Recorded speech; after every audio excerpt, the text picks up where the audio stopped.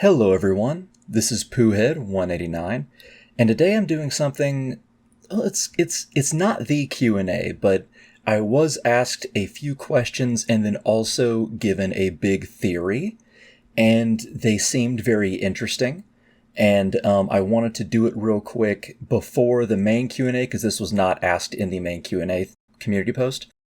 Fangface935X asks, Q&A. Sorry for how long this is. That's okay. It's a few questions. If Roshi trained at Kami's lookout, could he have been a relevant fighter in the Saiyan Saga, or even Kami, even if Kami strives to improve his own fighting skills to help defend his planet? So I think you meant, could Roshi or Kami be relevant in the Saiyan fight? Well, I think if Roshi went to Kami's lookout, he could probably be very relevant to the Raditz fight. And potentially, maybe, well, I don't know if Kami, but like, I think the Raditz fight, potentially. And he might even be a little bit relevant to early Namek, with a bunch of guys running around with the power level of 1,000. But I don't think he would be very relevant to Nappa and Vegeta. Nappa has a power level. The Daizenshuu says 4,000. I think it's closer to 7,000. But either way, Roshi would not be able to catch up to that. And Vegeta is at 18,000, and that's way, way, way too high. Now look, Roshi does have a lot of very, very cool and interesting techniques that could potentially be very effective.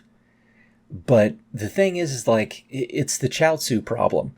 Chaozu also has a lot of cool, interesting techniques, but he was just weak enough to where it didn't matter.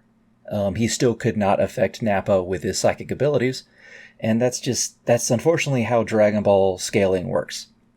But I do think that, I would have liked Roshi to have gone up there, but here's also the thing. Roshi was also not just like a year behind everyone, he was a few years behind everybody. Because he did not train for the 23rd World Martial Arts Tournament, and then he didn't continue training for the next 5 years. And then, obviously, he didn't go to Kami's Lookout, so he was back in the 22nd World Tournament and King Piccolo arc sort of era strength. And so he would have had a longer time to catch up. He probably would have had a similar power level to Chaozu. And I will say this, if Roshi goes full power with his full power form and then uses the Kamehameha, maybe he could have done a little bit of damage, because that does exponentially increase his power, but it's not a very effective form to use in hand-to-hand fighting, and Nappa and Vegeta would have to just sit there, or just Nappa, because I don't think it would hurt Vegeta regardless, but Nappa would just have to sit there, and he would still probably knock it away like he did Gohan's Masenko. Now, Kami, no, probably not. Like, if Kami could, he probably would have. And this is the reason why he incorporates his form into Piccolo's when they fuse. It's because, and this is probably the reason why Roshi can't do very well either, but it's like, their bodies are just a little too old. And they really would require younger bodies to keep up like that. But Kami is really strong. And Roshi is really strong, just not compared to Nappa or Vegeta. But I think they could have helped out if they had that kind of training earlier. They probably could have helped out with Raditz, and maybe even against a Cyberman. Who knows? But thank you for that question. Okay, it's not a question that has Yajirobe... Okay, your next question is, it's not a question that has Yajirobe an opportune entrance in the battle with the Saiyans, but could he have been of use earlier in the fight? Maybe. He probably could have been of use against a Cyberman. But the reason why he could damage Vegeta after Vegeta was heavily damaged was because his power level was so low that Yajirobe could hurt him. Yajirobe's power was slightly less than 1,000 from what I remember. He was around Kid Gohan's strength without a rage boost. And Kid Gohan was notably afraid of the Cybermen. Now, I will say that Yajirobe potentially, that might not have been his battle strength. That could have been his resting strength. Maybe he was a little bit stronger than that. But at best, he would have been Cyberman level strength or Raditz level strength. And the only way he could have been of use earlier is if he snuck up on them, like he did with Vegeta's tail. But, I will say that sneaking up can be somewhat effective in a fight, especially if you have a sword. But generally, no. And he would, probably not. But he did come in clutch against Vegeta when he was Ozaru. Let's see. The combo attack between Piccolo, Krillin, and Gohan. Would Gohan have been able to maim or kill Nappa if he didn't hesitate? I think he would have been able to hurt Nappa, but probably not take him out of the fight.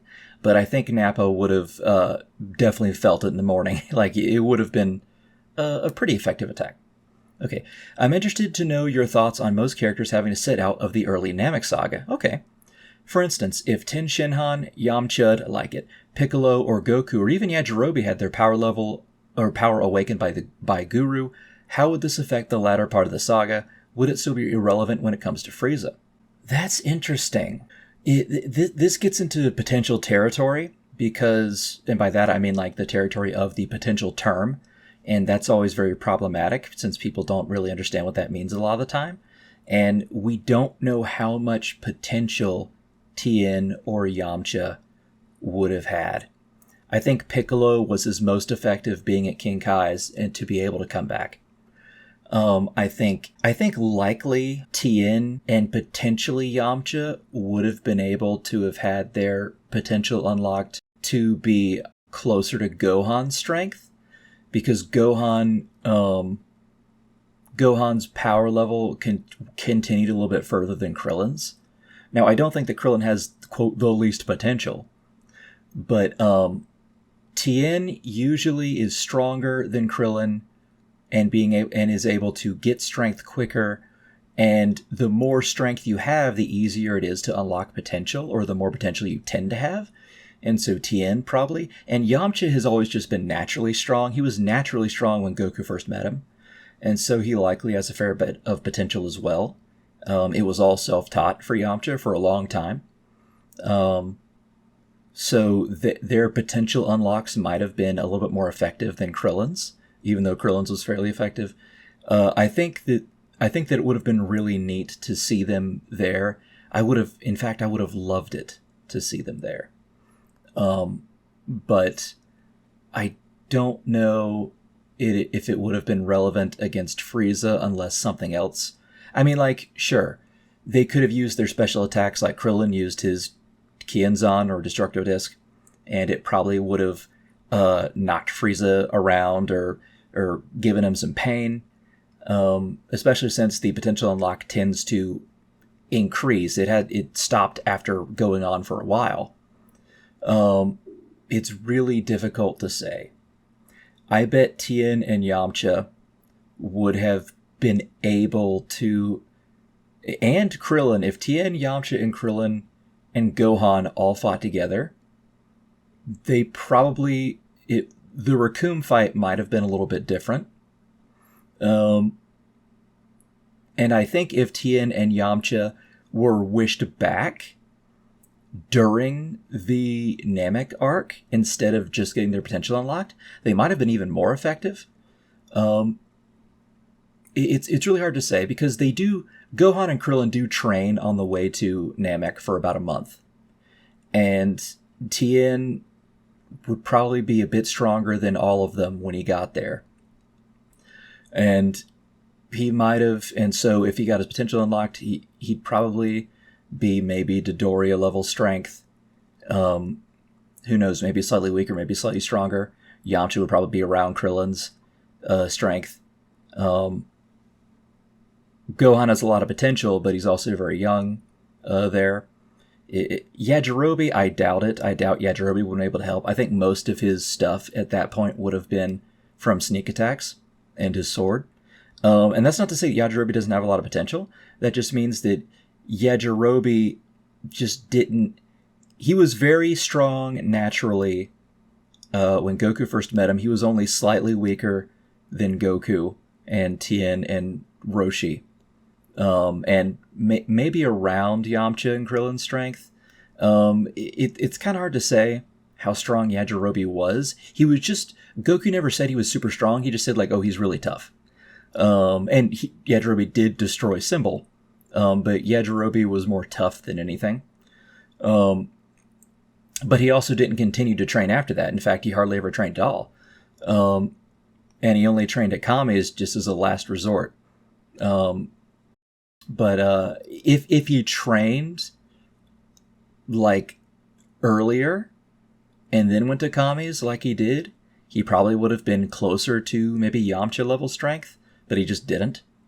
And if he trained relentlessly and then got the potential unlock, he might have been around their strengths, but on Namek. But since there's not all that stuff stacking together, probably not. And I doubt Yajirobe would have done more than cut off Frieza's tail like Krillin did. But that's a great question. I would have loved to have seen Tien and Yamcha on Namek. That's the big problem with stories, and I get this as a writer a lot, which is you can never have your cake and eat it too. Yamcha, Tien, Piccolo dying and Goku getting like wrecked, and Chaozu dying, and all that caused them to go to Namek, and that's a great segue into another saga.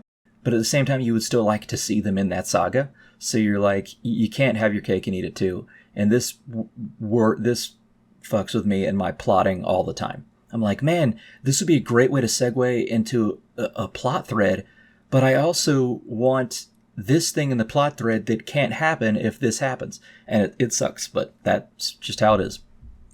Okay. Also relating to this question, with how much the Saiyan saga is marked with characters' deaths, do you think it'd be a less compelling story if all or most of the Z fighters managed to survive the fight with Nappa and Vegeta? What could be a narrative device to take the cast to Namek if Piccolo survives?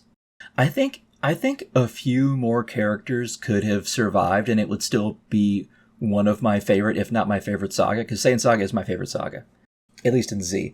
But like maybe if Yamcha or Tien had lived, one of them, that would have been great. I think Piccolo should die for that, because it gives Gohan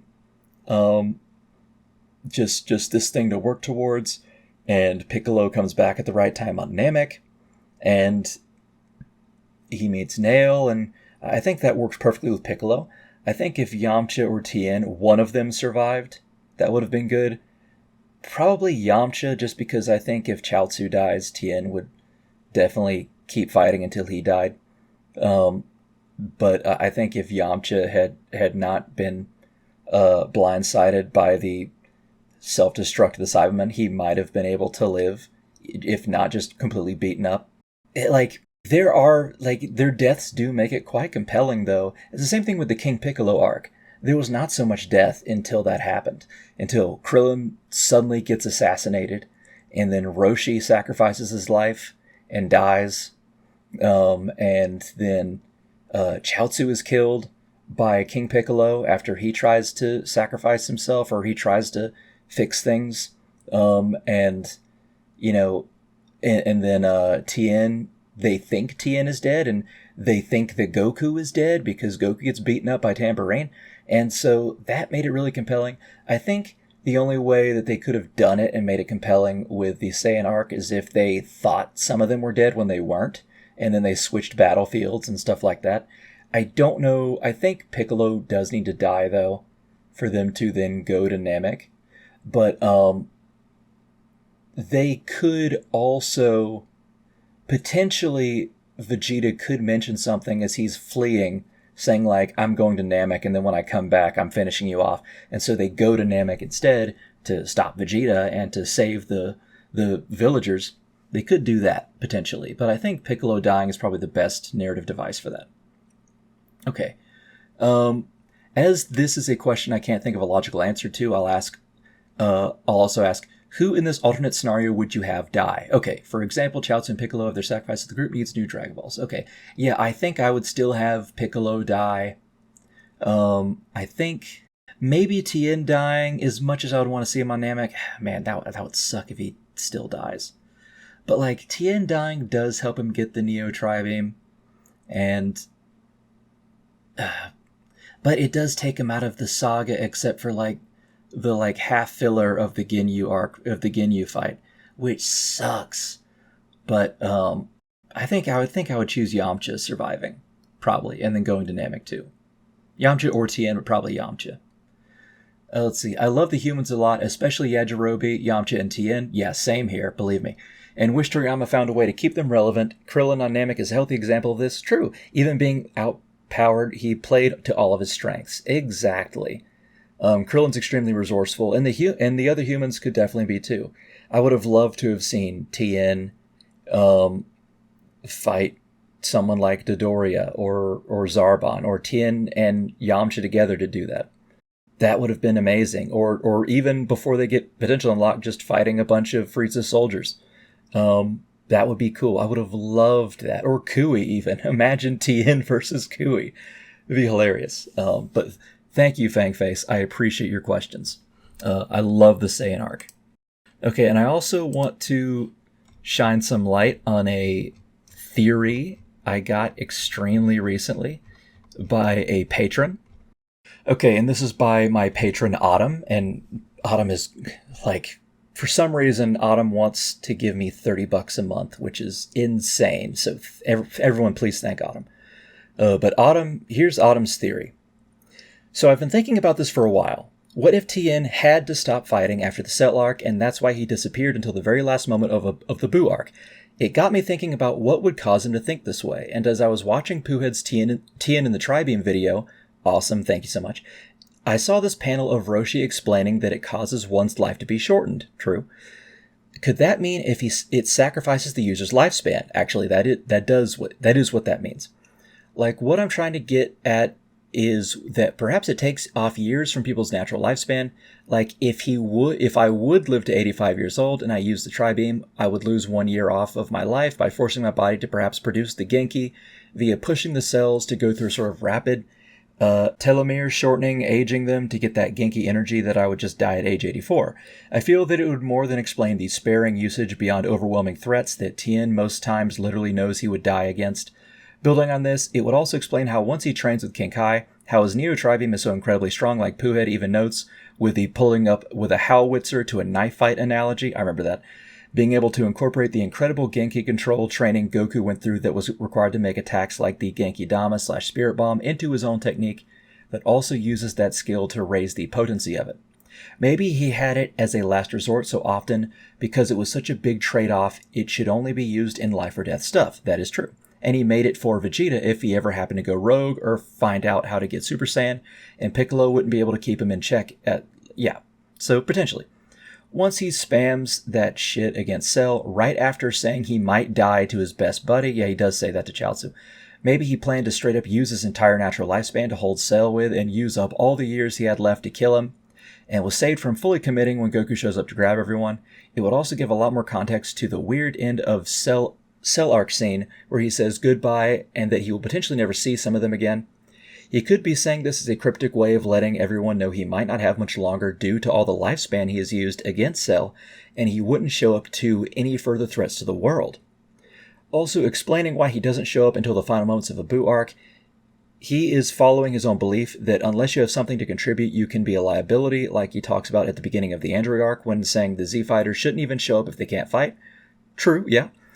He only uses the little of what's in his tank to protect the one person who could save the planet, and not much more. Brother could have lost his edge due to sacrificing some of his potential future to protect others, and been forced to hang up the gloves once he realized he dug too deep into that last resort bag. Now this is a very interesting theory. So essentially what Autumn is saying, after the long thing, I'll just break it down real quick, is that Tien saying goodbye, and he probably won't see any / all of them again, is because he has used the Neo Tri-Beam so much that he might die naturally very soon. Or he thinks he might. Now, that's not a bad theory. But as I told Autumn in the Discord, and this was sent to me on the Discord, as I told Autumn on the Discord, we do not know how much of the Senzu Bean, because he got a Senzu Bean right after, we don't know how much that returns Genki back to someone's form. And Tien clearly is healthy and alive 7 years later during the Buu Saga. But yes, when Tien fell after using the Neo Tri-Beam, he was dying. And that was because not only... That was without Cell even intervening at all. And that was because he had just used up pretty much all of his life energy to beat Cell down so 18 could escape. So he was dying right there. However, because he got a Senzu Bean, he then was fine for the most part. Now, there could still be some potential loss of his lifespan, maybe. Again, we don't know how much it mitigates it. But we do know that it mitigates most of it, at least, being the Senzu Bean. I do need to make a video on Senzu Beans very soon. That's one thing. That's a Dragon Ball Info video I gotta make. I'm surprised I haven't done that yet. But, yeah, so Tien, it's probably not what Tien meant, although Tien could have it in his head that he will die earlier than others. But then again, he might not know himself. That's the thing. And so maybe he's just thinking like, yeah, potentially I might not see you guys again because my lifespan might be gone. But I think also Tien knows that some of his lifespan did come back when Goku gave him the Senzu Bean. So it's really hard to say. It's a very good theory, though. I like it. I don't think it's probably accurate, but it is a really good thought, and this is the kind of thought that I really like. But I will say that the Neo Tri-Beam, and I said this in Discord as well, the Neo Tri-Beam is also easier on Tien's body, too. So it might not be as bad. But again, he did use it like 12 times in the manga. And then he started dying. When the regular Tri-Beam, he would have used it like maybe once or twice. And then he would start dying. And he used it once in the Saiyan Saga after losing an arm. And then he died. So yeah, Neo Tri-Beam is easier on his body. So yeah, anyway. So those are great questions by Fangface. And that's a very interesting theory by Autumn. Again, I don't think that that's what was happening. However, I like where your head's at. It's very good. And thank you for watching the Tien and the Tri-Beam video again, because it's one of my favorites that I've ever made. All right, everyone. Thanks so much for listening to this sort of short Q&A.